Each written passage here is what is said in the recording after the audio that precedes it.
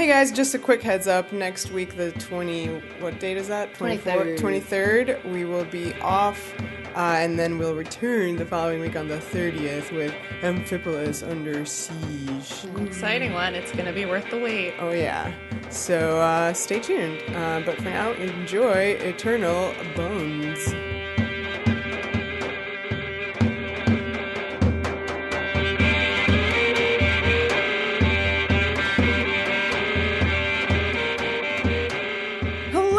Xena, Warrior Podcast. My name is Vera, and I am joined, as always, by my two oniric co-hosts. What? Katie. Ooh. Hi. And Livy. Hi, I know that one. Yeah. Do you want to explain? It's like the Annette Bening movie, In Dreams. Oh my god, I love that movie. I was so obsessed with it when it came out. It has a very good ending, like a surprise, like, whoa. It was sad. What is it? She's been dead the whole time. Maybe. This episode has some good dream stuff, so, I figured it. Dreams. Mm-hmm. Yes, continue. Never quite as it seems. No. Never quite as it seems. Cranberries forever. Okay. We are today going to talk about episode 513, Eternal Bonds. It's like when you buy a bond and it's just forever. What? Or because they're going to keep making James Bond movies forever. That's probably true. That's very true. That's what, what's his face has nightmares about. Yeah, that's yeah. What's his name, Mr. Rachel Weisz? That's his name. Daniel Craig. Yes, that guy. Yeah, so you guys want to talk about it? Or maybe we should talk about something else? We can talk about something else. But we talk about... James Bond. Which one? No. Okay. Only GoldenEye. Which is your favorite Bond? GoldenEye. Yeah, so you like Pierce Brosnan best? I thought you meant movie. I don't care about any of the Bonds. I like Famke Jensen best, a.k.a. Xena on the top. Oh, she is pretty amazing. Time. Yeah, I don't have an opinion on this, actually. That's true. I don't think I do either. Yeah. I like Casino Royale, the Daniel Craig one. Best. Mm-hmm. I like that Mads Mikkelsen is in it with a messed up eye. Yeah. I feel I'd be judged by, actual Bond fans in some capacity. I don't go there. Yeah. So I don't have a good opinion. We don't go there.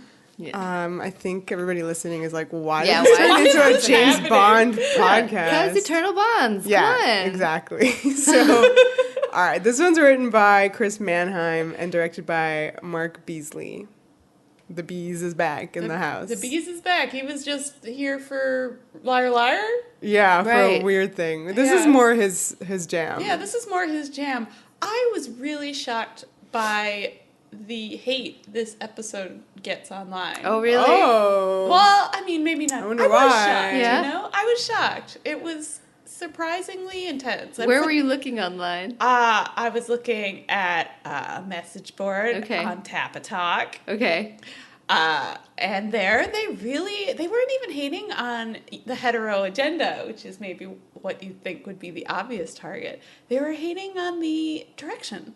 Whoa, what does that mean? I saw multiple people refer to the final fight scene as the worst fight scene in all of Xena. Yeah. Wow. I had a moment just kind of going like, what? I literally didn't even notice it. The tree baby?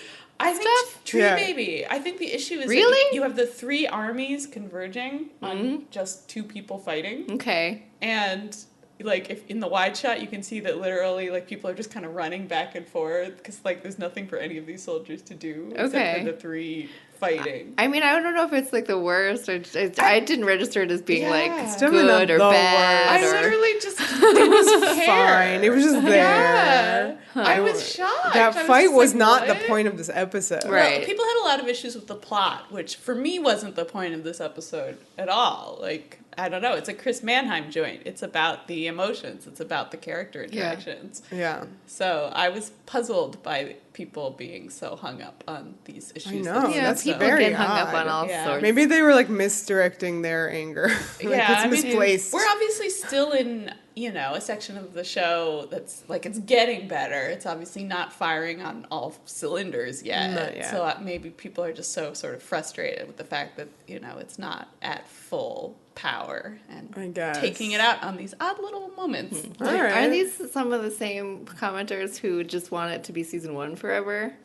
I don't know. Because I don't know what the fight... Like, I mean, I don't get it. It's hard to say precisely, yeah. Okay. I mean, for me, this episode is sort of... It has a light touch, The fighting isn't... this isn't like a good day. This isn't like dramatic battle episode. This is like, you've got your baby hanging on a string episode. This is throwing a diaper at some goons to take him out the episode. Oh, no. Yeah. Yeah, it's not... I don't know. This isn't where you go for, like, battle realism. Right. Huh. Oh, well. Yeah. I think it's fine. I like this episode. Yeah, it wasn't bad. Like, just generally speaking. I definitely, like, think this is, this is the kind of Xena I like, which is, foregrounding the relationships. That's why you're watching. You're not watching for plot. That's just to, like, put pressure on the relationships. Mm-hmm. Right, exactly. This one begins with this gigantic super duper thunderstorm. That's cool. Yeah, it's a good open. It's a really good open. It reminded me of the opening of Adventures in the Sin Trade. Like, oh yeah, well because you had on the dunes. You had the dunes are back and they're in slow mo, and that's like Beesley loves those dunes. Yes. OTP Beesley dunes. Yeah. And the horses are there and being ridden by Xena and Gabs. It was nice to see the return of Gabs' horse. Handsome. Oh. I call him Handsome. That's your name for the horse? She called him that once. She's like, you're handsome. Yeah. And you were like, took it literally. I took it literally. I capitalized it. I was like, he's handsome. Okay. The horse. Okay. All right. Let's write that into existence first. Probably not. Okay. So I thought it was really funny how like Xena is just so super duper like, come on, Argo, like, yeah. And then you hear Gabs just being like, yeah. Aww. She's not as secure a rider as Xena yet, but she's doing very well. She's awesome at riding. Yeah, it's very scary. Weather, there's so much lightning. There's like wind. All this lightning. They have like literally like a Category 5 Sharknado coming after them. Like it's legit. And then as they're riding, like you get these like close-ups, extreme close-ups of the baby like reacting. It's like I love that. You're like, coos. Oh my god! Reminder: there's a baby in the mix now. There she is, just being all cute faced. She has a really cute outfit. Around. Right. This is our introduction to kind of main baby Eve. Is that the main one? The one with the cheeks is the main one in my opinion. This one is the cheeks, isn't it? Is it? That one just like I don't know if. It wears the little hat. I love the but like hat. They all wear the hats because it's supposed to be the same baby. There's like 20 different babies who play this one baby. But there's the one that's the main one. I admit I have face blindness for babies. They all kind of look the same. One of them looks like, has like Lucy's cheeks. So that's the main one. This is pointed out. It looks just like you. I think so, yeah. With the cheeks. That's a great one. I love that baby. Well, I love the little hat. I wonder, do you think it was Xena who picked out that little hat for the baby? I hope so, yeah. So there's all this weather stuff happening, right? And then they're riding in the dunes, and there's like a hooded figure kind of like standing there pointing in one direction. So they're like, okay, cool, let's go there. Let's go wherever he's signaling, because he looks trustworthy. There's like this tree that gets lightninged. It's like a CGI fire situation. I thought this was a cool effect because if you notice for this whole opening sequence, the color grading is very specific. It's like desaturated. It's very supposed to be like gray. Dark. Yeah, because of the storm. The storm. But then you have this lightning that strikes the tree and there's fire, and the fire is like very bright, like very orange, and like pink sparks coming off it. Gabs does like a horse stunt. I thought that was so cool to see Gabs do a horse stunt. I was like, whoa! Gabs on a horse! She did not fall off! So they get into this cave to hide, and immediately, like, Xena, she's just, like, real cute, with Eve. Baby. She's like, well, Eve, that's one for the grandchildren. Not many babies can say they've been chased by a tornado. Babies can't say anything. I know. I was going to say, not many babies can say a fucking thing. They're babies. I have a question, and this is maybe a tangent sidetrack. Sorry. At what point, watching an episode like this and with this plot line, do you go, they can't have this baby here? I think within 1 minute. What do you mean? What do you mean? How long can this show have a baby? Yeah. On it there, being a baby, being there. It lasted a while. No, I know, but I'm just like, at what point do you, the viewer? Well, certainly not. So you immediately, like, it was birthed in the end of the last episode, and in this one you're like, how long more in the teaser? Well, they're about to talk about it, and that's like the crux of the scene is like, oh my god, like this baby. It's one of the main points of the episode. Yeah, exactly. How do you be Xena, warrior princess? Yeah. So it's carry a baby around. I think it's a good point that this episode immediately gets into it. And you're like, here's a baby in a storm being chased and trying to be murdered. It's pretty bad. But I like this exchange between Xena and Gabrielle. Gabs is like not in a cutesy mood, obviously, because of this. So she's like, well, not many babies are being blamed for the death of Zeus. And the gods are not taking it lightly. That's not fair, I thought. We didn't really talk about this last week, but, like, Zeus is responsible for the death of Zeus. Like, it's one of those self-fulfilling prophecies. Yeah. He had nothing to do with it. It was just Zeus, like, making a fuss and putting himself in a position where Kevin Sorbo did not kill him. But Right. So, yeah, I mean, it's frustrating. I like that Gabs phrases it that way. Because, yeah, she should not be blamed for this. She is not responsible for the twilight of the gods. The gods are doing it to themselves. Someone's in the cave with them. Oh, yeah, I liked this. Tornadoes, lightning, how could it get worse? Joxer appears! I like that Xena, like, immediately whips out the chakram. And, you know, he's like, whoa, like, chillax, it's just me. And he's like, he says that he's been looking for them everywhere, like, since he heard that she gave birth. Clearly, this cave is where he was going to find them. Coincidence? Yes, he always can do this. Yeah. This is his one skill. So Joxer meets Eve. It's kind of cute. You're a chubby one. She is. She's the main one. I love all the close-ups of him going for her cheeks. Yeah, that's cute. And then he introduces them to his friends, the Magi. Oh. Yeah, they followed the light. The lightning. Eli somewhere being like, oh my god, this baby is stealing my story. But they followed the lightning? Well, he's like the light, and then, Gabs is like, the lightning? And then he's like, oh, yeah, the lightning. So there's 3 of them, and they come forward, and they all bend the knee. And they present their prezzies that they brought for little baby Eve. It's so funny because they're all things Eve can't eat because Eve is a baby. Right. That's okay. What did they bring? They brought like some grain, some grain, and oil. Some oil of laurel.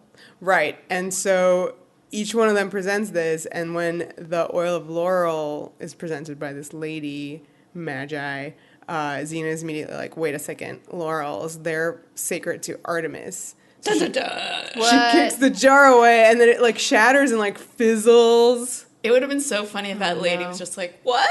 I'm here giving you a present. Oh my god. What a coincidence. I like this inversion of the Jesus story. I was just really pleased that it was not anything. Like, just very pleased for it to be nothing. We don't need a Jesus here, and Xena is not giving us one. Yeah. Well, I mean, I wouldn't mind it because, like, we already had the Jesus, so then... We've had 2 Jesuses. Jesus. But yeah, just the specific, like, overt reference was played for, tricks. Yeah. Was good. And then Xena slit that lady's throat or something. Yeah. It's like real. There's a lot of throat slitting this one was really violent. Yeah, so the 3 Magi immediately armed themselves and, turn completely. The child must die! So it's like this big fight in the cave. I like the one dude who has the spinny weapon. That's... Oh, God. Which one was that? Poseidon? Yeah, I think Poseidon. Yeah. Because he's not Apollo. Right, you're right, yeah. The Poseidon. So the 3 Magi are technically from the temples of Poseidon, Apollo, and Artemis. And literally none of their outfits at all signify any of this. I don't know. Take it up with Jane Holland, who has become our punching bag this year. Sorry. Sorry, not sorry. Look at the work. It speaks for itself. I mean, It's not great. Yeah. Not great, Bob.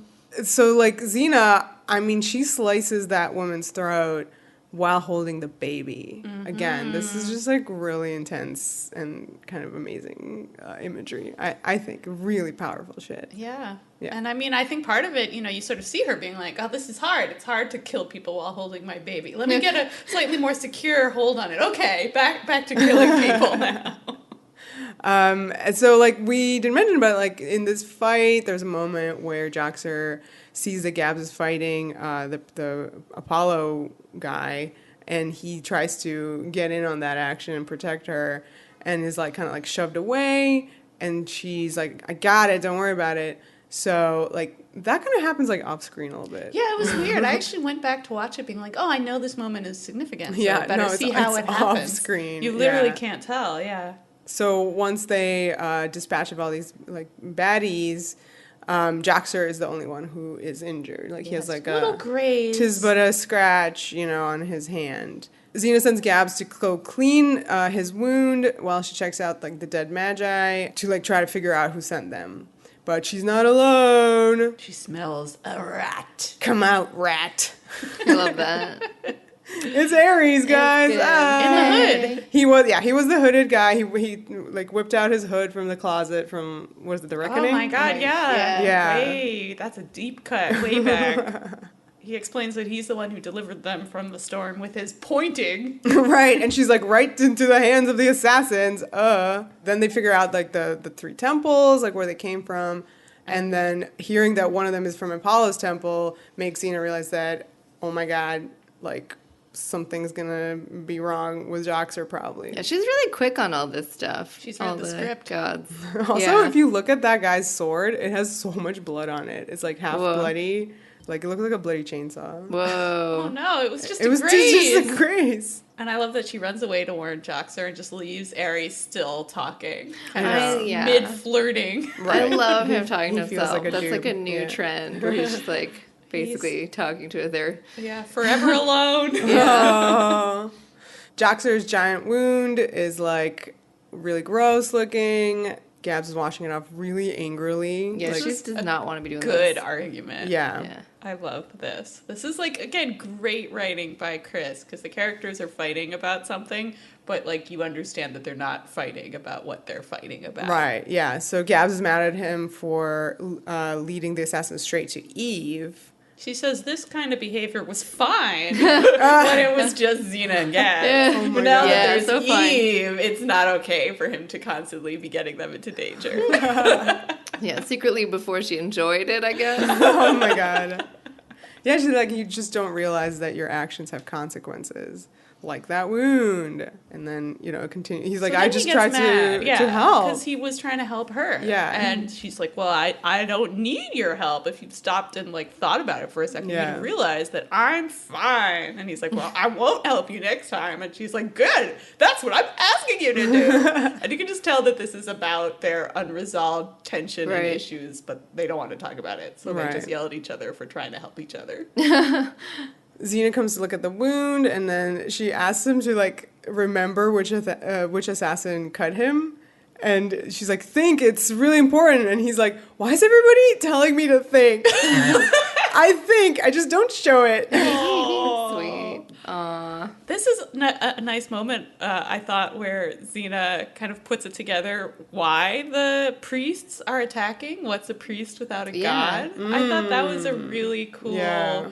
I was expressing some doubts about the Twilight of the Gods storyline, just in that, like, so many gods running around Xena is not Xena's brand. Mm-hmm. So I think it's really cool to have humans, like, carrying out the gods' will, which is very Xena. That was such a very Kanye line, too. That's true. So she figures out that it was Apollo's warrior who cut Joxer, and that it was poisoned. And so Joxer will definitely die if he doesn't get an antidote. But I think there's still some doubt. Is that bad? There's just enough doubt for Gabs to, like, still not want to go with him to get the antidote. Yeah, right? She's still pissed about it. And he's also just, like, so in a snit. He's just so, like, I'm fine. Stop fussing over me, God. Right, yeah. they need to go to find this Mandrake tree at the end of the valley, and they have to get some resin from it. That's the cure. It's pretty convenient that there's it's just one tree. I know, like right there. And like it turns out to be like in the Artemis like temple grounds. Yeah. So you're just like, shouldn't they have asked her to cut that down? Yeah. So it's really weird that, like, Gabrielle is so pissy about this whole situation. Well, she's very intensely worried about leaving Xena and Eve. Right. And she's like, she does a good acting move where she, like, puts her, like, hand on her chest, like, really, like, worried. And, like, she's just, like, crazy concerned about, like, being any amount of feet away from Xena, which is very nice. But Xena is, like, really pushing. Like, she's like, are you willing to gamble Joxer's life for this? Right. Like, we can do just fine till you guys, get there. I like when Gabs leaves, she says bye to Xena, and Xena's like, bye. I like the simple byes. Aww. It's very sweet. So we have this, like, weird human sacrifice that suddenly happens. Yeah, so, like, we're in a temple, and, like, the head priests of, like, these 3 temples are all there, and the Artemis head priestess. She's got a hat.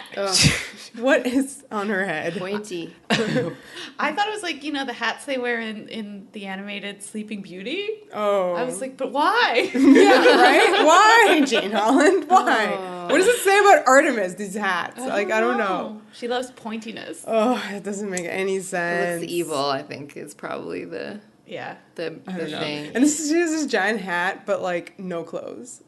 What? She like, naked? No, like, it's just very small. Yeah. Like, it doesn't, I don't know. Doesn't balance Does out. not balance out. I liked the effect with the worm-infested heart. Right. I thought that was gross. Yeah, I don't get it, though. Who did they kill?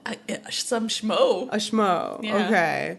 And, like, when she stabs him, I like that the subtitle says juicy squelch. Ooh.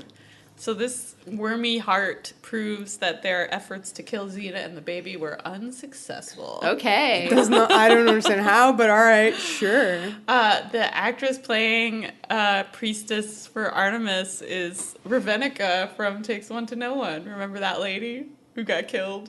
The bounty hunter lady? Oh my god! It's that lady. Okay, I can see that acting and that posture. Yep.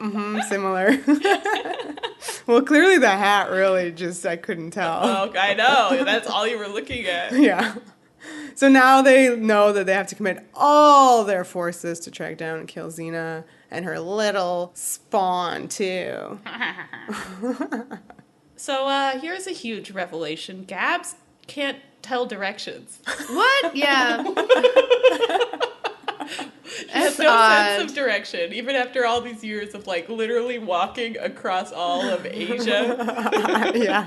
Well, Xena, I guess, led the way. You know what? I get it. I don't like to look at Google Maps tracking? either. No. Surely there's been some of that in the past.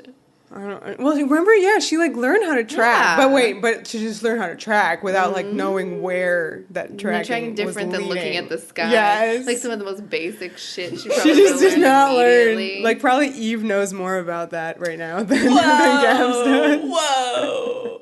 Okay.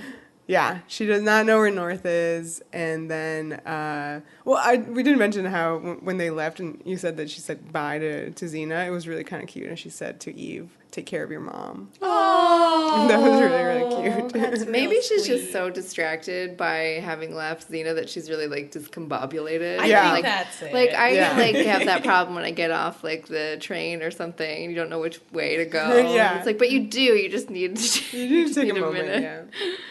And, Joxer is still encouraging her to, like, go back. Right, because he's like, he can tell she's pissed. He doesn't want to be there, and, like, there's nothing worse than that, Yeah. But then she notices yeah. the red line extending from his bandage. Dun, dun, dun. It's real. Yeah. Katie, does this episode count as hurt comfort? A little bit, yeah. Oh, yeah, big time. Oh, yeah. Fucking big Absolutely. time. At the end there, yeah. Oh, yeah. Chris is I don't even here know why I for said it. a little bit. A lot of it. Absolutely. Yeah, but it's, like, really well done. Sure, but this was her, like, magnum opus. I know, but she did such a good... Well, we'll get there. I think she did a great job. Yeah, sure. Okay, I love this next scene so much. I think it's super important to be featured in programs and whatnot, but especially in this program. Yeah. I love that they took the time to do this. They did not have to. They did not have to do this at all. This is Xena breastfeeding Eve. She hums this little lullaby. It's very nice. So sweet. And just so intimate. Like such a private moment. Right, well, except there's a goon stalking them. But it feels, I mean, that almost makes it feel more private because you're aware of like the sphere of intimacy that this dude is kind of penetrating. Okay. Well, I just think it's so powerful. I'm just so happy that they included this.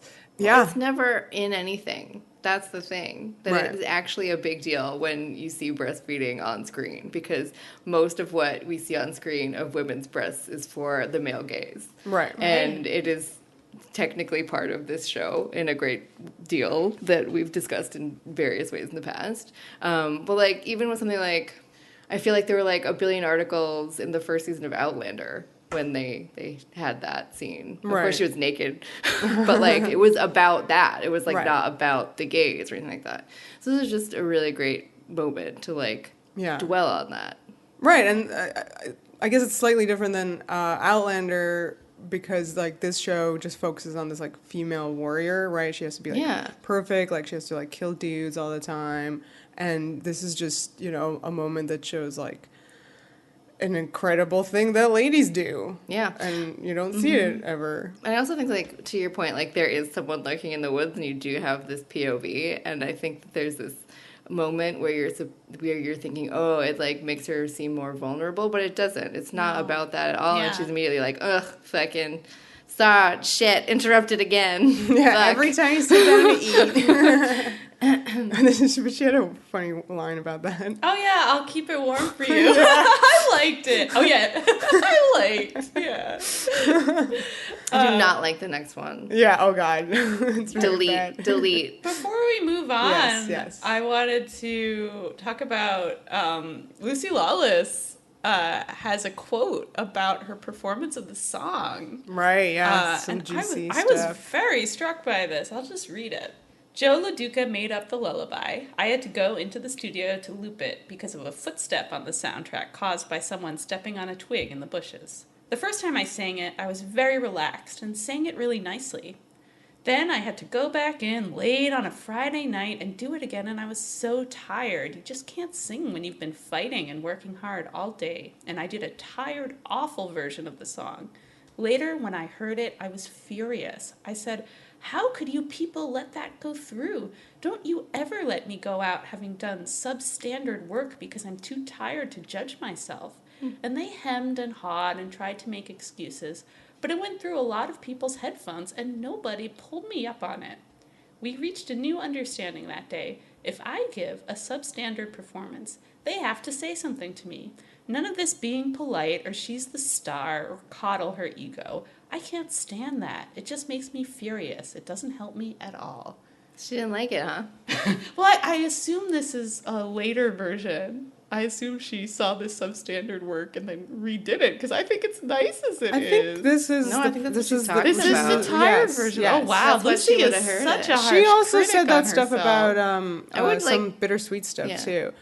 Yes, I think Katie, you and I are gonna say the same thing, which is like what? No, go ahead. No, go. I want you go first. Okay, I mean, I'm just gonna say that like Lucy and Rob are incredible. Like they're so hard, super perfectionist and like so hard on themselves, and like I think what she said is legit. Like, yeah, I mean, props to her. This is I think a very I feel like the good attitude. Probably the people that heard it and were like, this is fine, and only she has these like crazy standards, you know. So so it's actually hard, yeah. To me, read this quote and you're just like, oh my god, you know, she's awesome. Yeah, don't let people like treat her differently just because she's the star. But yeah, you're right. It could also be like, I'm way too hard on myself. Everyone else heard this and thought it was fine. I'm curious about the first version a lot because of the like comment that she made about it being like relaxed and easy. Yeah. Because I think I know what she's talking about in there. Well, I don't know music, so I don't really either. But I feel like I know what she means. If this is the actual version of it, like it's very like styly sounding and very like I don't know. It's like. I don't know. It's a beautiful moment, but it's an interesting like tune. It's not my favorite. That's what I'm saying. All right. Oh, so wait, you don't like the song or you don't like the performance? No, it's not like her performance. It's all fine, but I'm just like, yeah, there's something like thingy about it in a way that I feel like if she did some kind of like relaxed lullaby and then she did this and she doesn't like it, then I feel like I know what she means. Okay. But I don't think that I would criticize it that way. Yeah. That was insane. She sounds good. I think she sounds good. I just like, it's interesting. It's like it's one of those things in Xena too where it's like it sounds like a modern-y tune. I don't know. There's something about the way it's being, I don't know. I can't, it's good. It's fine. She did not need to say all that shit. It's not that bad. But yeah, I think I know. Definitely a lot of insight into what she's not a vain person at all. Like, right. And you're right. The opposite of a vain person can be a person who's way too self-critical. But I also do think she can sing, which, like, apparently is some kind of debate, which is ridiculous, because she can absolutely sing. But she can't dance. That's not a debate. But just sneaking that in there. Just, like, it's just definitely worth noting that, it's just incredible to this cast how hard they work at, like, the stuff they do. And, like, she can complain about, like, the fight sequences or whatever, and, like, Renee can, like, go to, train for them for, like, days and days and days. That's her process, and, like, she works hard at it like that. Lucy works hard in her shit on her own way and does a lot. So they're incredible. I fucking love them so much. We are so blessed to have this show. #blessed. Yeah. Definitely what's in the thing now is something that they redid and it was like perfect. So hooray, it's perfect.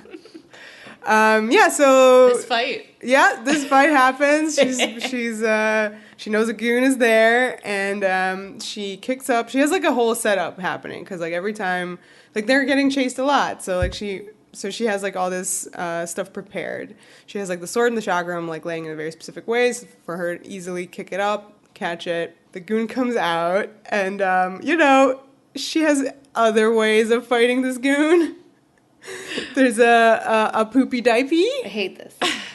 That gets thrown in his face. I hate this. With a line? And you actually you see it. You see that poopy. Yeah, you do. Couldn't they have just suggested it? Just had her pick up the diaper and you'd be like... Oh, can you guys stop saying words? Can you stop? Oh my god. Help. Boober scooper. No. And then she throws it at his face and he's like, get it off! I hate that. I thought the diaper pins was pretty clever. Oh my god, they seem so crazy. sharp. I'm a little concerned about her using them for Eve. Wait, they looked like, stakes you used to like pitch a tent. Yeah. Like I didn't really see how they went into a nappy. Diaper. Yeah. And by the way, I, as a little Russian baby, definitely had little nappies that you washed. That's very good for the environment. Sure.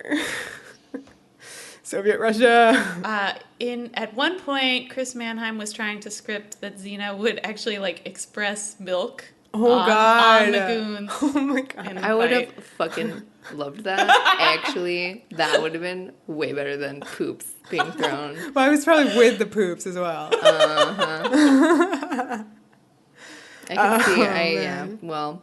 Yeah, that definitely wasn't going to fly at this time. Yeah, it would have been great, though. So good. I don't think I would have wanted to see that. I think I would have. That, like, literally, enjoyed it. You know what? That would have, like, taken the tone from the beautiful breastfeeding. You're right. You're powerful imagery. But look what else Xena can do. Like, she does everything. Diaper, it's fine. I mean, Stop saying diaper. Her weaponizing her post-pregnant body, I think, is a pretty amazing idea. Yeah. Yes. See, she said all smart like. Stop saying diaper. No poopy diaper. So she kills all these goons, and then she's like, and that's how it's done. That's so cute. That's how you commit murder. Wait, I feel bad now for what I said before agreeing with her. I just remember having this one thought where I was like, this is an interesting lullaby. Oh, but that was like the extent of my thought. I don't. Anyway, she can sing beautifully. Carry on. Xena notices a little spot of blood on Eve's face. This is really good. Her big old cheek. Mm-hmm. Yeah. Yeah, I agree. This is just such a disturbing image to see this sweet little baby with just a little. Well, I spot was of worried blood. that it was like she was cut. Right, but I'm she sure wasn't. Xena was for a second too. But yeah, I mean, she's concerned in general that like even the blood got on her. Yeah, that's disturbing. You know, for her, it seems like a big old joke. That's how it's done. But then she looks and she's like, oh. Blood is on my baby, child. yeah. You know, my child just witnessed this, and it was so close to her that, like, the blood got on her. Right. Yeah. And then there's an Aries. Aries, yeah, and he calls that a baptism by blood. Yeah. Intense. Does that mean baptism exists at this point? Oh, that's a good point. Listen, language. It's fun. My favorite thing about this scene...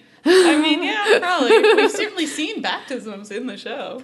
But my favorite part about the scene is just, like, the baby's really fussy through it. Oh. It's like, Aries, ew! Oh, my God. Like, red-faced and fidgety.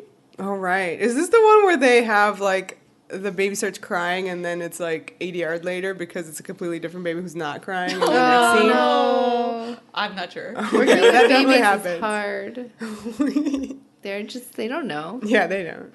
They're babies. So Aries is here to kind of put the screws on Xena again, similar to the scene we talked about last week in God-Fearing Child. He's here to declare his wub. Right. I mean, he's kind of saying it now. Yeah, this time he says it because he's had, like, a week to screw up his courage. I love how he says he wants to end his life the way it really started, fighting side by side with Xena. I think that is very romantic. His life didn't begin until he met Xena. And he's a god. Yeah, so he's been around and such. Xena says that she fights scum like Aries now. And then he's like, whoa, we can fight scum together, baby. A fight's a fight. Yeah, so he'll just do whatever she wants. Yeah. And then he leaves. And obviously she still thinks he's playing her, and there is, of course, always an element of that. Mm-hmm. Yeah. And we'll kind of see exactly. Right now it seems like he's just doing kind of like devotion, no strings attached. We'll see there's maybe a string. So back to Gabs and Joxer. His gross wound is kind of gross now, for sure. And they have, like, another sort of heart-to-heart. This time she apologizes for saying that she wanted to leave and that she didn't really mean it. And Joxer calls her on it. Yeah. Which I thought was great. He says, I think you did. And she says, yep, maybe I did. It's just hard knowing that the people I love are in danger and I'm not there. Ouch. Yeah. Yeah. Joxer's like, you're talking about Xena, right? Wow, is Joxer, you think? Yeah, but he's like in front of her in danger. Yeah. That's really intense. Yeah, that is, you're right. That's not cool. So Gabs then says that, she wants to be there so she can jump in and help out or something. She knows Xena can take care of herself, but she's got to be there to jump in. And Joxer sees his moment to school her and is like, I know the feeling. Yeah, Joxer is very, I don't know what the right word is, like, wise, like, in this, like, very emotionally intelligent about the goings-on between the three of them. This isn't the first time. I feel like in Liar Liar, we talked about this, the fact that he was able to kind of say to her, you treat me like I'm this puppy dog, following after her. I think, Gabs is not very emotionally intelligent when it comes to her emotions. Oh, no. Yeah. I think that she has a hard time, whereas Joxer actually can see pretty clearly. He says, I know the feeling, and then she says, I can be a real bitch sometimes. Huh. That was okay. That was some line. Wow. Right. Yeah, that was intense. And Joxer just kind of says like, right, yeah. Yikes. I mean, and then she's talking about herself, so, that's she's fine. hard on herself. She's not being very hard on herself. It was kind of, like, intense to hear her call herself a bitch, I suppose. Yeah. But it's true that she's obviously been it's true that she's very a bitch. cruel to Joxer. Yeah. Very cruel. Sometimes it's the right word. Sometimes you need something that's going to, like, pack a punch. I like that there's just this they've both been sidekicks in their time to Xena, right. and they still have this thing in common. I think a lot of Gabs's kind of cruelty to Joxer is this sort of like insecurity about her role in things. Back in the day, she didn't want to be called a sidekick. She wanted to be that companion in arms, and like seeing Joxer being a sidekick made her feel bad about herself. So I feel like this is a ghost of that early relationship. Her realizing, wanting to jump in and help out the person you love is exactly what she and Joxer have in common. So they set off for that tree again. They just keep doing breaks to like talk. Have scenes. Because it's a Chris Manheim episode. And then they go to the tree. This episode is about the breaks in between the action, not about the action. Okay, so this is another little break from the action. It's Xena tucking little Even for the night. So cute. Some furs. His little baby hand on Xena's cheek. Yeah. It's really sweet. It's all like super soft, like the filming of this. And she says stuff like, "Sweet dreams, baby." So she puts her down and then stands up and like, bam, punches Aries. Just behind her shoulder. It's very funny. Yep. And he's kind of just standing there like looking, like He's just standing there. Appreciating her and the baby. She punches him like 4 times. I know. He's like, how did things get this way between us? Yeah, and then she goes on a very intense list of all the things he's done to torment and traumatize her throughout the series. Which they are pretty horrifying. Very bad. Yeah, yep. He drove her crazy. He turned himself into her father to torment her. Oh my god, that one. He tried to seduce her best friend. I know. Coming into my best friend. That one was like the main one, though. Yeah. For She her. really hates that one. Yeah, that This is one. number 2 for that one. That really being got delivered. under her skin, that one. Yeah. And Aries is like, all right, you got a point, but you're all I ever wanted, baby. You're all I ever needed. So tell me what to do now, because I want you back. Wow. Thanks, It took Vera. me a long time to get what you were doing there.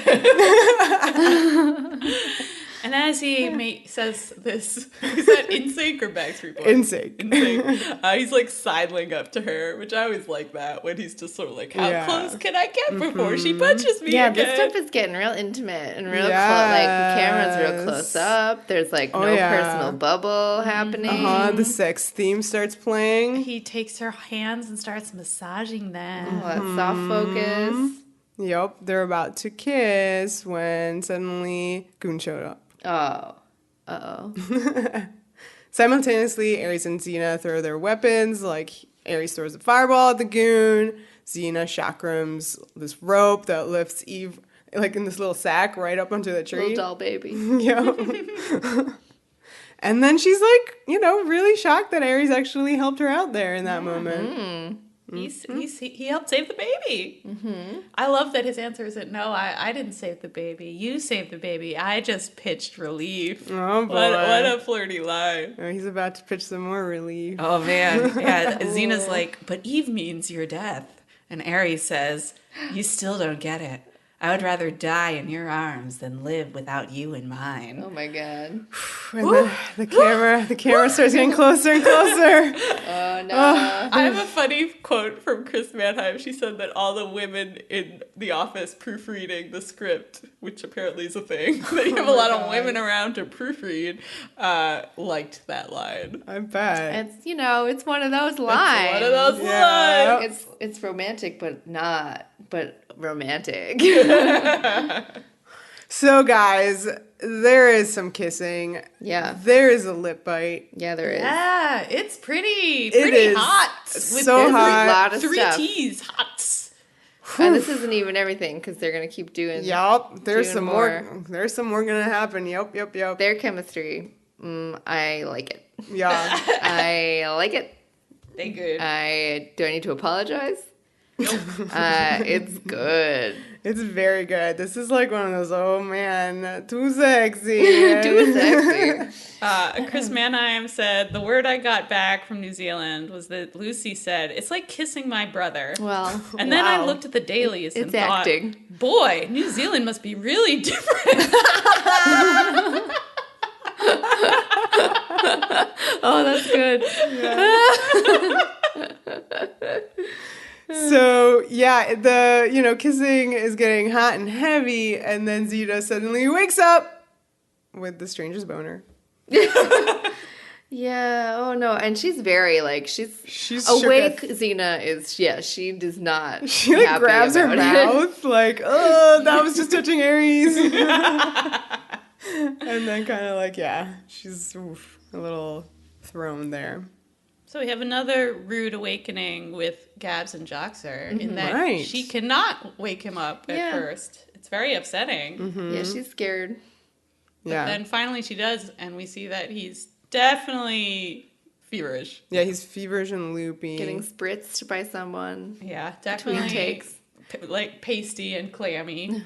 She's like, you're so hot. And then he goes, you're not so bad yourself. I liked it. Is that as good as I'd rather die in your arms or whatever? No. It's not as good as Pooper Scooper. No, shut up. Please. Diapy. No. So the poison's on the move, so they really gotta get themselves on the move. But they immediately run into Pointy. Yeah. Pointies, and the pointies are there. Pointy hat and her pointy minions. Yep. And she's like, this is the land of Artemis, and you're trespassing. So Gabs is suddenly like, oh, no, we're not. We're actually looking for the temple to do some worshiping. Yeah, and for a second you think, Joxer's going to give the game away. But then he has a pretty good lie that the reason he's so injured is that he was attacked by a fierce warrior woman with a baby. If you want to catch her, you should head east. And Gabs is like, west. And then Gabs is like, east. And Joxer's like, west. Yep. And then I think Gab says she was everywhere. She's everywhere. She's very everywhere. tall. And then they go, and then tall. Yeah. Very tall. She's everywhere. She's tall. Moments like this make me, I just love Renee O'Connor and Ted Raimi being funny together. Yeah. They also have good chemistry. They do. They definitely do. Yeah. Very comfortable together.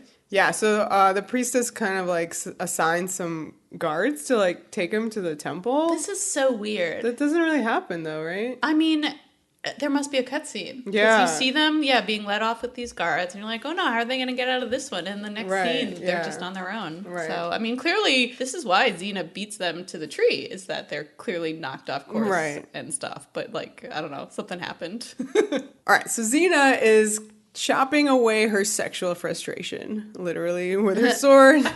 She's chopping and walking and talking to Eve. She's telling Eve that you can't trust your visions or premonitions or even your sex dreams. I couldn't help but think of season 4 with funny. The vision of their death. Usually they're symbolic, the premonitions that I've had that have been extremely literal in the past. But it's true, she couldn't trust them because they did not die permanently. Right, but but they did, and then they were brought back. Yeah. Yep. Well, we immediately get this flashback to the dream, and boy, is it sizzling. Yeah. The first thing is his line, right? That's the first thing. Ladies love that line. And she comes out of that flashback, she's like, I know. And she's so funny in the scene. I love how she keeps talking to the baby and her voice gets faster and faster and breathier and breathier. Yeah, and she's like, sometimes it's best to ignore it. She's like, Autolycus said, a dream is just a dream. Why on earth did he say that? What a strange person to quote at this moment. Do you think it wasn't from the quest, right? I don't think so. That wasn't a dream. I don't know. All right. So anyway, she gets another flashback at that moment, and this one it's some hot tongue action. Yeah.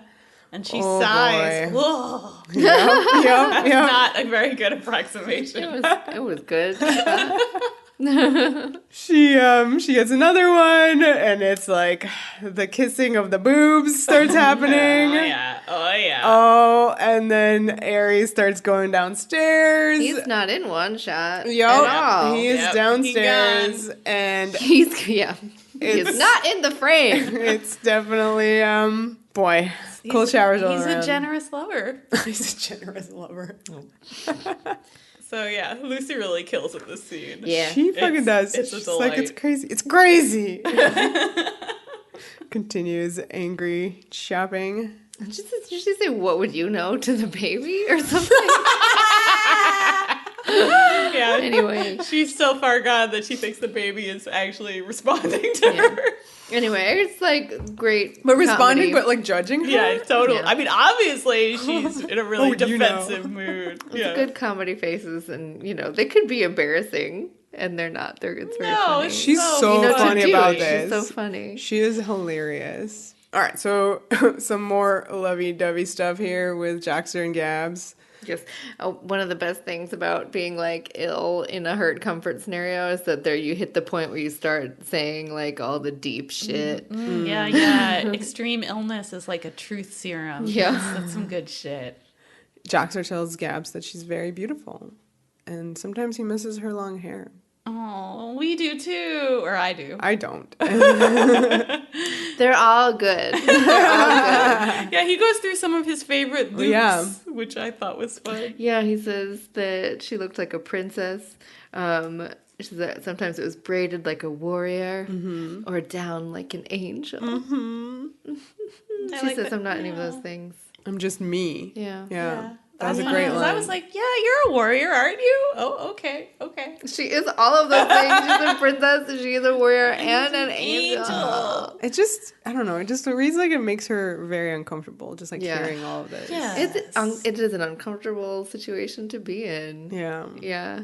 And like added to the fact that he's like, deathly ill. Right. Yeah, and he collapses from the horse. Mm-hmm. Argo, we should mention. Oh, He's yeah. been riding Argo. Oh, nice. Yeah. Sad to see. Yeah, he's burning up, and she wants to give him some water, but like they're out of the water, so she's like, oh, I'm gonna go back to the pond that we passed like to refill the water. And I'm like, why didn't you just stop at the pond to refill it then? You guys are crazy. She's really in, I think, a difficult emotional state herself. She's not thinking too clearly. So some Apollo goons pick up on Xena's trail. But it's a false trail. And I love that she turns to Eve and is like, and that's how you lay a false trail. She's so proud to be teaching her all her skills. She's like, it's basic, but you got to start somewhere. The many skills. It's good. Okay, and then Gabs, when she's like getting the water, she notices like the Poseidon goons. They're in the black uniform, and they're marching, so she hides. So like, oh boy, like everyone's like converging. Like that's what's happening. Goons everywhere. Unlike some Chris Manheim episodes, these plots all converge. Hooray! Yeah. So the Apollo goons figure out that it's a false trail, and somehow they immediately go, oh well, no wait, they know that their shit is poisoned. And they're like, oh right, there's that one Mandrake tree here. Someone in this reversed area. direction and went for that tree. Yeah. So off they go. I like, that shot of them turning around. You pull out and you see Ares with his back to the camera watching. Yeah. I thought that was a really beautiful shot of Ares. Yeah. Just, Beesley. He watches. He doesn't quite know what to do. Like, you really feel his pain, I feel, in the last 2 episodes, for sure. Yeah. So Xena gets to the tree first, remember, because she knows the directions. And she climbs up on it to see what's going on. There's a small army marching towards her. It's like 3 small armies, technically. She calls for Ares. He's like, you rang? And then she blames him for doing all of this. Yeah, she just assumes he's responsible for all these armies converging on her. And he's like, what? No. Well, no, but then he's like, well, I need to get your attention somehow. Yeah, he did it. He did do it, but he didn't do it. He's just taking credit. He's kind of doing the same thing he did last week, where he's sort of like, she thinks he's being a dick. So he's like, well, okay, yeah, I'm being a dick if that's what you're into. He's like, well, I got all these armies here, but... I'm sorry, if that's what you're into. Okay. Yes, the armies. But he's like, I brought all these armies here to, endanger you, but I'll totally fight side by side with you. And like, P.S. I'll make it all go away. Yeah, P.S. let me be your baby daddy. Yeah, so this is when his condition comes out. His condition. He doesn't just His condition is being a schmo. Oh, no, I don't mean that kind of a condition. This isn't just him asking for like selfless love, you know? Right. He wants a child out of this union with Xena. Yeah, half Aries, half Xena. I know this is like important, but like I was kind of disappointed in him. I was like, just, you know, you're in love with her. Get the love. Yeah. But he needs Why do you need a immortality through like the mortal way of doing it, which is offspring. Yeah. I think it's, you know, this is a very Aries thing because it seems more in character for him. You know, he always wants something. It's never quite as simple as just an emotional thing. It's always, I have an agenda. Mm-hmm. It's hard to just suddenly not be the way you've been for thousands of years, probably. It's hard. You know, He's trying. Yeah, he reverts every now and then. Yeah. He says, all I'm asking for is your word that we'll be together, have a child, and I'll make this go away. That's all. I swear. Oh my God. By the moon and the stars in the sky. I'll be there. You're really bringing out all the classics. This is what this episode Does to you. Yeah, was asking for.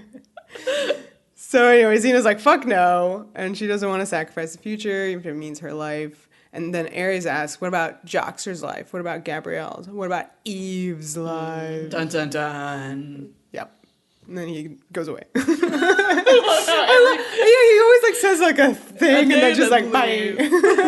He needs the last word, okay? Okay, so Gabs gets back to Joxer with the water. He's crawled into this log to hide. They try to get him up, but he just like cannot. He can't. He's just gonna lay there. Oh, this is really sad. They like at first like Gabs is gonna go for the resin, but then I think she just decides he's too sick and she's gonna stay with him. He tells her to go, and then she's like, no. No, I'll stay with you. Yeah. He's like, be smart and think about the people you love.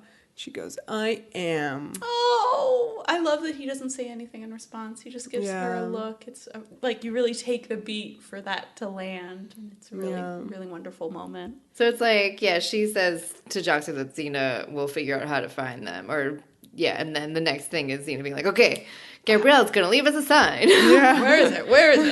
They're in this field of pretty flowers, and she's looking for this sign, and Eve sees it first. I like that Eve gets to contribute. And I helped. She spots this kite. Oh, I love her little firstling, whatever you call it, for the baby. Oh, yeah, the little Bjorn. Papoose. Yeah, Papoose. I don't know what this particular.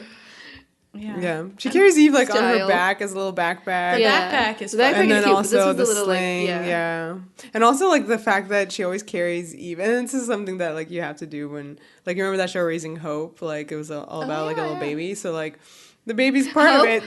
Oh no! Raising Hope. The worst The weird evil comedy sitcom spin-off of Xena Warrior Princess. No, but like they always had to hold the baby facing the camera.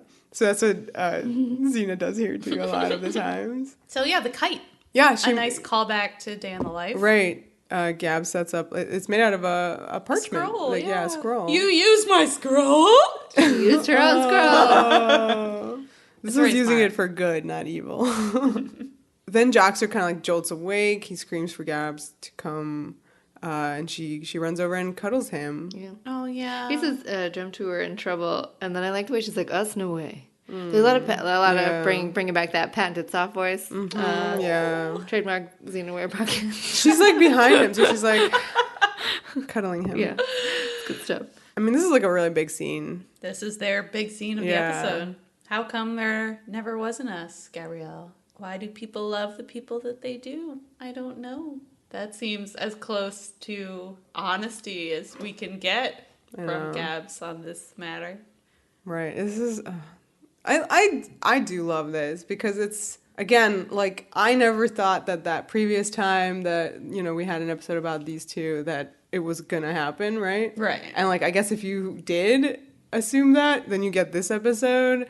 And probably you're also, like, sitting there watching it, like, shaking in your little seat, like, oh no, Chris Manheim, oh no, oh, what are you doing, girl? We know you. And then, like, you know, then you get this, like, Gabs is, like, saying, like, legit stuff. Yeah, this is the perfect way to, this dialogue is very good, I think, to be truthful. It's also still really sweet in a way. And I don't know, there's just, like, a lot of caring in it. Because, like, what is all of it? She says really nice things to him that, like, special enough to see me through the worst times in my life, enough that I've come to rely on you as a very good friend. Oh, the way she says that, really nice. The end of it, like, a very good friend. She sort of, like, whispers it into his ear, just that part. And I thought that was so sweet. Yeah, and then the big lines in this are, why didn't you love me, Gabrielle? And she says, I do love you. It's just not in the way you want it, I guess. I wish I did. Yeah. That's just a really great way to be like, it's a hard situation for everybody. And she knows she'd hurt him more by lying. Yeah. You know, by sugarcoating it. Yeah. And then how do you work your way around a situation where, like, you still want to be friends with someone? And it's like, you know, like, they could not be friends anymore, and then he could not be on the show, I suppose, and people might be happy with that. But he's on the show. Like, and they do love him, and he is part of their family unit. And yeah, it's really, I don't know, bittersweet? Yeah. I guess. Another word that maybe Xena has ruined. But yeah, it really is. Yeah, it's really moving. And yeah, I think it's interesting to write a scene that feels in its way romantic, that isn't, you know, about a romance. Mm-hmm. It's a romantic friendship, you know, just a moment of, you know, I feel like Gabs is saying she loves him and means it. It's just, but it's not. Yeah, it's not. It's a completely different thing. But at the same time, like, I'm sure she wishes that he never, you know, switched and fell in love with her. Yeah, like, it would be a lot easier for her. And obviously, this is making her life very difficult, and it's probably just very painful for her, I think, to have to keep telling him these things. Right. Yeah. Which I guess, like, I mean, when you put it that way, it sounds bad, like, out of context, that, like, he's this person who just, like, won't leave her alone or something, but that doesn't, I don't know, it just... That's not what it feels feel like. that way for the most part. Sometimes it does. But then when it does, I just feel like that's the show in these episodes not getting it right. Yeah. Like, and this is what it is to me. Unrequited love is a thing that happens. It's painful. And you know, sometimes the answer isn't cut this person out of your life. Like, negotiating a way to recognize the feelings and validate them without reciprocating them. That's really difficult. Right. There was going to be a kiss in this scene. Nope. Chris Manheim scripted it. Chris wanted that. She wanted that for her personal porn collection. She scripted it. Renee had issues with it, but was willing to do it, I think. Because unlike Kevin Sorbo. Exactly. Like I was going to say, like they bring up their concerns. They don't stay in their trailer and off like that guy. But then Rob Tappert at the read-through saw that and was like, no. Yeah. And Renee was like, oh, thank you. So, it didn't even get shot, which Chris Manheim seemed a little saddened by. She was like, couldn't they have at least shot it that way once so I could choose? So I could wish to take home and watch over and over while I touch myself? Yeah. Oh, no. Oh, my gosh. She has to be satisfied with that, like, still from... Which one? Purity and oh no! Back in the bottle. Yeah. I hope she wasn't into that. Yeah. Yeah. I mean, this was smart. Bless Renee. Bless Rob. It's just the kiss would have felt dishonest. I totally see. That's two kisses that Renee was like, no thanks. It's literally like against what she wrote here. Yeah, it is. Like, Well, you know, maybe he was like, please. One kiss, you know. Ugh, well, that's horrible. That's even worse. That's nasty. Again, that just feels very different from what this scene's trying to get across. Yeah. Well, all right. Well, it doesn't exist. Hooray! That's why sometimes I do feel like you shouldn't know about stuff sometimes like that because it got cut. Yeah. And then when you come across that, there are some like reactions I feel like that I've seen where people just get angry about the like people having this very idea to begin with or whatever. And instead you need to like be just focused on the final product. Like you shouldn't be like mad at her for doing this. Like it's not in there. So it doesn't actually exist. It's part of the creative process to have a lot of bad ideas that don't survive. Not every idea you have is canon. Yeah, and then recognize this stuff as a bad idea, and that's why it didn't get in there. And not be mad at the people's bad ideas. Anyway, but this is a bad idea. So they hear rustling in the bushes, and it's Xena, followed by like all the goons. And they attack, so...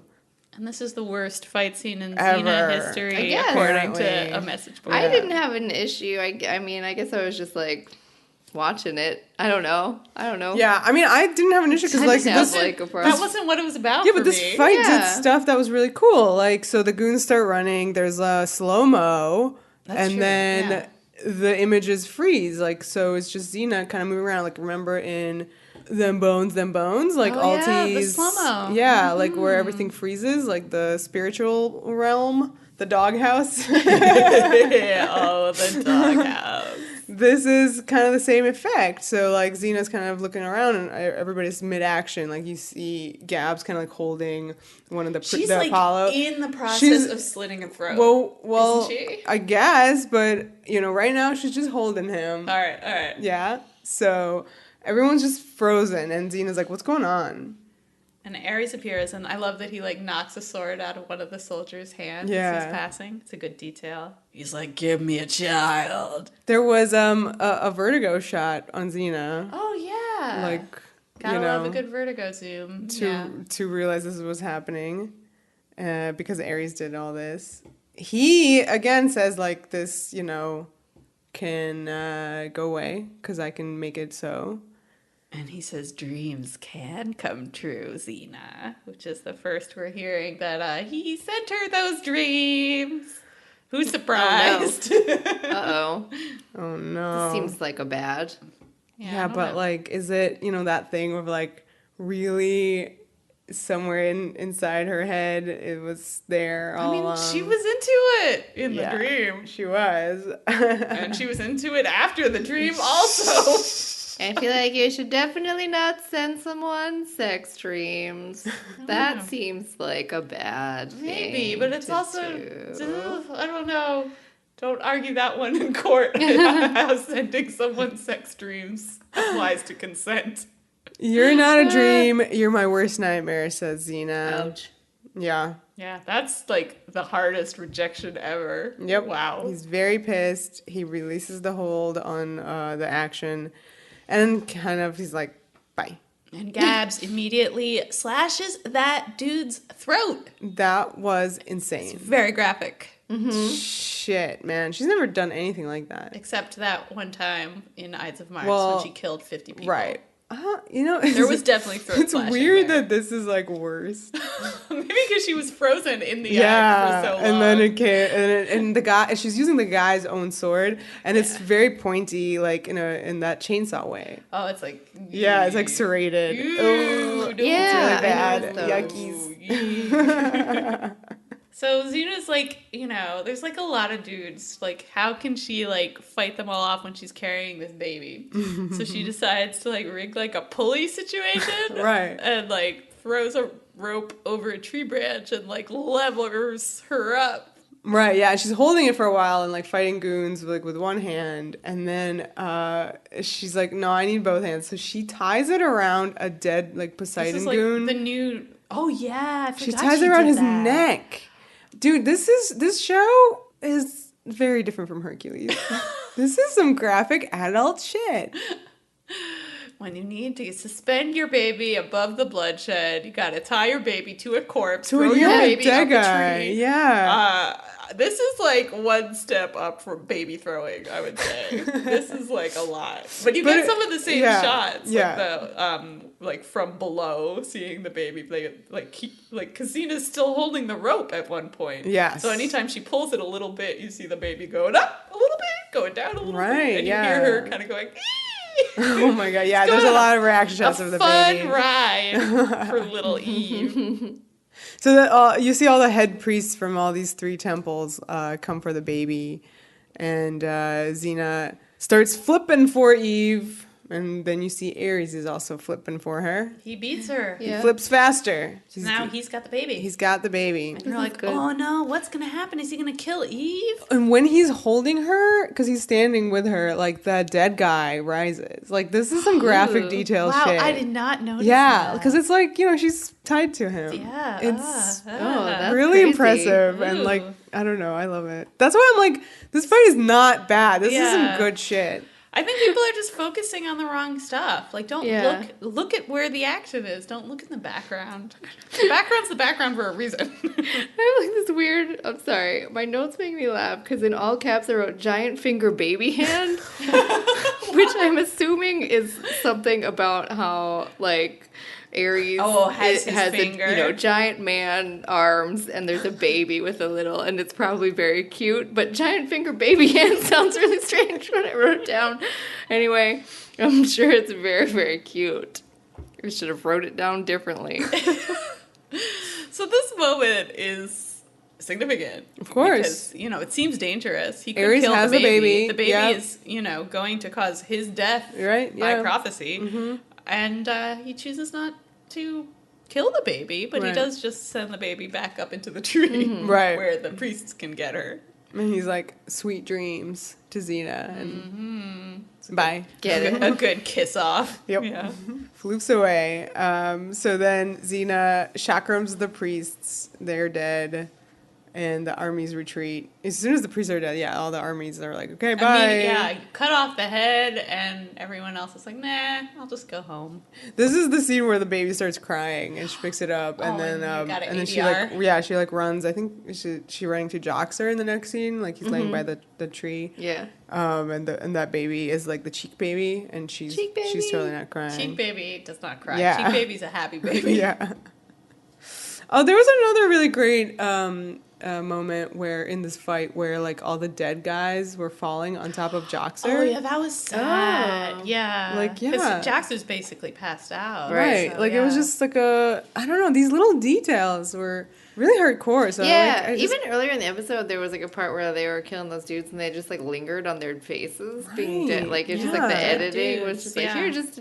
Dude's face. They just with the diaper pin in it. Yeah, it was violent. It was. Yeah, because it was we were laughing about face. diapies and whatever. Diapies. But that was a weird, lingering. So she gives Joxer the Mandrake resin, and he's like instantly better. Like, literally, that's because she just put him like in her bosoms. Like Gabs put his head right in there. I think that's true. He's feeling better just being where he is. He should have just did that a long time ago. Yeah. Eve has another blood drop on her face.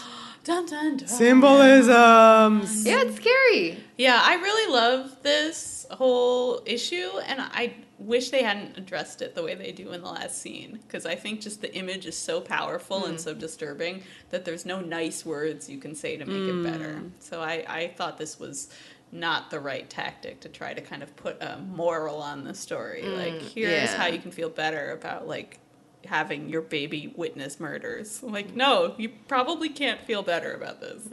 So, like, our guys are walking through the dunes, Beesley's dunes, and... Beesley dunes! It's like the three of them, and Xena's holding Eve, Gab's in the middle, Joxer's on her right. So, Gabs first talks to Joxer, right? So, this is like, their little... strange choreography, isn't it? Yeah. And they also, it's as if, like, Xena won't be able to hear any of this, but, like, clearly she will. Literally she's like, right there. Right on the other side of the horse. I know. All right, so Gabs is like, about that time I told you that I loved you as a friend, well, I kind of meant it. And he says, yeah, well, I kind of meant it when I said I will always love you more than that. Oh, man. And that's just something I'll have to live with, but that's all right. Sad. Yeah. And then Gabs just does this sort of little awkward spin around, like to begins talking to Xena. Like 1 second later. Yeah. I know. Gotta keep it moving. And Xena's like, is Joxer all right? Yeah, is Joxer okay? He's right there. He's right there. You heard that, girl. Oh, my God. Oh, well. So Xena herself is not all right because she's disturbed about this blood drop on Eve. She says, is it wrong to expose a child to their everyday violence? And Gab says yes. Which I have liked. That she's just like, it's wrong. But then she goes on to console her. And I'm like, no, it's wrong. Yeah. Just live with it, guys. Yeah, I thought Gab's whole, like, this actually reminded me a bit of A Good Day, but, like, not in an intentional way. Like, I felt like Gab saying, sometimes it's our last resort until we find a more effective way of doing it all. I was like, what does that mean? Yeah. What's a more effective way of doing it all? It's like the most vague thing. Their jobs are to, like, protect the people who can't protect themselves. Like, what is the effective way of that? Yeah, I don't understand. Is she talking about, like, inventing, like... murder techniques that don't make the victims bleed on their babies? Like, drones, what does she mean? You know what? Yes. She means drones. She means drones. Like, I was just so, like, I don't know, this is, like, such a moral thicket, you know? There's no, like, right answer here, and the fact that Gaz is trying to give one strikes me as very dishonest and maybe just, like, bad writing. Like, you gotta put a, like, nice, hopeful final beat on the episode, but guess what? This just isn't a situation that can have one. Doesn't matter where we take a stand as long as we make one. That's a crazy thing to say. It matters a little bit. I think it does matter, you guys. But I feel like it's like, just say words that sound hopeful. Yeah, okay. I need to finish this episode quick. Oh, no. So, yeah, then we get this last shot of them walking down the beach. I like that it was shot at a little bit of a canted angle. Maybe this isn't like a beautiful final shot. This is a slightly ominous final shot. It was Ted, right? But it was like the stand-ins and Ted. You see Ted's face looking back as if a little, you know. So that you don't notice the others. Do I need to be here? Oh, no. It's like, why am I here? Yeah. Why are these stand-ins here? And I had to come. So, yeah, I mean, I what do you guys think of these two relationships? Gabs and Joxer, Aries and Xena. Where do they stand here at the end of the episode? Gabs and Joxer, this plotline, I feel like really actually... obviously, there's more Joxer in this season, but this is kind of the end. Yeah. And Xena and Aries is not, like, resolved here. No, it's not. I think it's really left in a kind of, you know, ambiguous place. But I think anybody who legitimately feared that Gabs and Joxer was going to happen, because that's so common, right? Mm-hmm. Like, that is definitely a thing. Like, the schmo dude, like, hot girl, totally happens in TV all the time. People had legitimate worries, and I get it. And also, you know, obviously we should mention the, you know, biggest thing about this show, and our biggest thing is, you know, how do you, like, reconcile episodes like this in this season that had such an overt kind of pulling back from Xena and Gabrielle as a couple, or however you want to define them. It kind of, this stuff works because, you know, Gabrielle's being very truthful to Joxer, and I feel like Xena is always Xena-ing about the people that she has romantic interests with. And that doesn't bother me, although I can see how maybe an episode like this would bother some people. But so in character, Aries is like her ex. I know. That's what I'm saying. He's her type. Yeah. Yes, I know. Bad and sexy, a little cheesy. But it's also like in character where she's like not into it, but into it. Like right now, you know what I mean? Like, you know, I feel like, I don't know. I don't feel worried at the end that she's going to end up with Aries. Right. That's not endgame. You know what I mean? But it's you feel still it is a big thread on the show. Yeah. And it will continue to be. Right. Yeah. Well, this one was very hetero, but at the same time, you know, like you still had Gabs worrying about like her new family and all that stuff. And that line, you know, where she says, "Why do we love the people we love?" I don't know. Yeah, that was very important to me. Again, as close, I think, as the show can get to writing Gabs is saying, look, I'm attracted to the person I'm attracted to. Exactly. That person isn't you. Exactly. It's easy to, like, when you're sitting around shooting this shit to be like, the hetero agenda. But this show is super queer, and part of Xena's character, especially, is that she does like men, too. And that's an important part. It is, to me, important, They're very hot together. I just want to say. I think, are we on the next one? The next one, right, is like the real intense one. Oh, yeah. Amphipolis. Yep, Amphipolis. Oof, I'm gonna need like to be just sitting in like a cold bath while recording. There aren't enough Backstreet Boys songs in the world. I think that one requires like the bow chicka bow wow. Anyway, we did this episode. Huzzah. Woohoo! So y'all can follow us on all the stuff and things. We are on the internet, xenawarriorpodcast.com. You can find all the links you'll ever need there. We are on Apple Podcasts, obviously. You can go there and listen, subscribe, rate, and leave reviews. We would love to hear your thoughts there. And it helps people to find the podcast because of whatever Apple Podcasts algorithms and such are. Yeah. We are doing many excellent tweets on @XenaWarriorPod for additional commentary and fun times. Go follow us over there and follow us on Instagram and Facebook or Tumblr @XenaWarriorPodcast. Yes, and then also Patreon, patreon.com/XenaWarriorPodcast. The power. The passion. The podcast. Poopy diapies.